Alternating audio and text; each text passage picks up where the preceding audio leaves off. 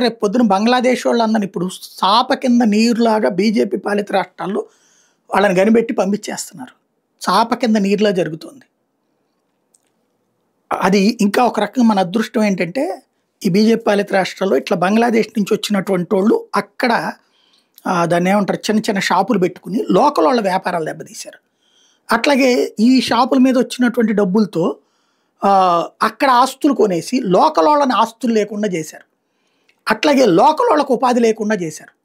కాబట్టి అక్కడ స్థానికులు కూడా సహకరిస్తున్నారు. ఇంకోటి మతపరమైనటువంటిది. వీళ్ళు అక్కడ నిదానంగా వీళ్ళ మత ప్రార్థనా సంస్థలు ఏర్పాటు చేసేసి అక్కడ ఉన్నటువంటి హిందువులకు సంబంధించినటువంటి మత ప్రార్థనా సంస్థలను దెబ్బతీయడం లాంటివి చేశారు. అందువల్ల ప్రజలు కూడా ఇక్కడ వలస వాళ్ళని పంపించేస్తుంటే సహకరిస్తున్నారు.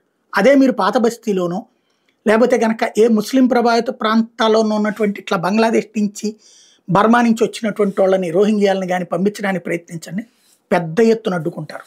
ఎందుకో తెలుసా? ఇప్పుడు పాత బస్తీలో ఇదివరకటి రోజుల్లో అక్కడ పిల్లలు ఎక్కువ మందిని కంటారు కాబట్టి వాళ్ళు ఈ రోడ్ల మీద బళ్ళు ఈ అమ్మేటటువంటి వాళ్ళు చిన్న చిన్న రోడ్ల మీద పెట్టుకుని అమ్ముతారు కదా, అవన్నీ మన పిల్లలే చేసేవాళ్ళు, వీళ్ళ పిల్లలే నడిచేది. అయితే ఇప్పుడు క్రమంగా ప్రభుత్వాల యొక్క విద్యా అవకాశాలు కావచ్చు, లేదా ప్రభుత్వ స్కూళ్ళల్లో ఇది కావచ్చు, ఈవెన్ వీళ్ళల్లోనే కాస్త ఆలోచన పెరిగి మనం బాగుపడాలన్నటువంటి కోరిక తమ మతంలోనే ఉన్నటువంటి ఇతర పెద్ద కొంతమంది కుర్రోళ్ళు బాగుపడడం చూసి, ఆడపిల్లలు బాగుపడడం చూసి అట్లాగే రావాలని కోరిక పెరుగుతున్నప్పుడు, అవకాశాలు కూడా ఎదురుగుండా ఉన్నప్పుడు అటు వెళ్ళిపోతున్నారు. దీంతో చీఫ్ లేబర్ దొరకట్లా. బంగ్లాదేశ్ నుంచి వచ్చిన వాళ్ళు రోహింగ్యాలని ఎవరైతే ఉంటారో బర్మా నుంచి వచ్చిన వాళ్ళు వాళ్ళకి కుటుంబం వస్తే వాళ్ళకు ఒక నెలకు ఒక 5,000 10,000 చేతిలో పెడితే ఈ పనంతా చేస్తుంటారు. ఇది ఇట్లాగా అక్కడ కొంతమంది రాజకీయ నాయకులు ఈ పని మీదనే ఉన్నారు. వాళ్ళకి అకామిడేట్ చేయటం ప్లస్ ఇట్లాగా నిదానంగా కాస్త కట్నాలు ఇవ్వలేనటువంటి డబ్బులు ఖర్చు పెట్టలేనటువంటి ముస్లిం అమ్మాయిని పెళ్లి చేసుకుంటున్నారు. వీళ్ళకి వాళ్ళ ఇళ్లలో అల్లుడి హోదా అట్లా క్రమంగా సెటిల్ అయిపోతున్నారు వీళ్ళు. అట్లాంటి చోట్లను ముట్టుకుంటే ఊరుకోరు. ఇప్పుడు ఇదంతా ఎందుకు చెప్పాల్సి వస్తుందంటే అమెరికాలో జరుగుతుంది అదే.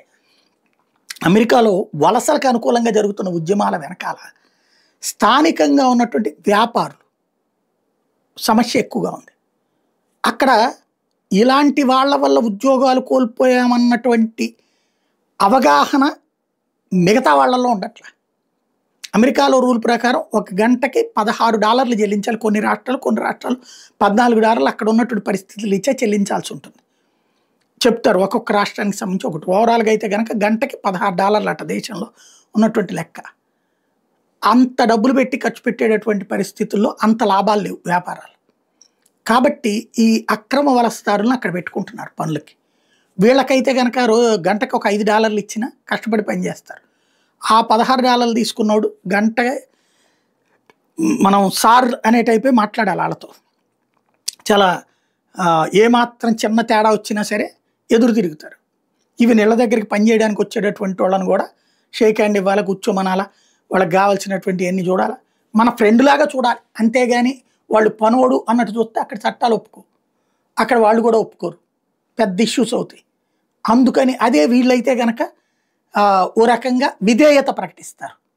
అందుకని వీళ్ళని ప్రోత్సహిస్తూ వస్తారు. అక్కడ ఉన్నటువంటి చిరు వ్యాపారులు, మధ్యతరగతి, ఎగువ మధ్యతరగతి వాళ్ళు ఇప్పుడు ఈ వలసదారుల్ని ట్రంప్ పంపించేస్తే తామే పని చేసుకోవాలి, ప్లస్ ఆ లోకల్ వాళ్ళని పెట్టుకుంటే తమ ఆర్థిక నష్టం.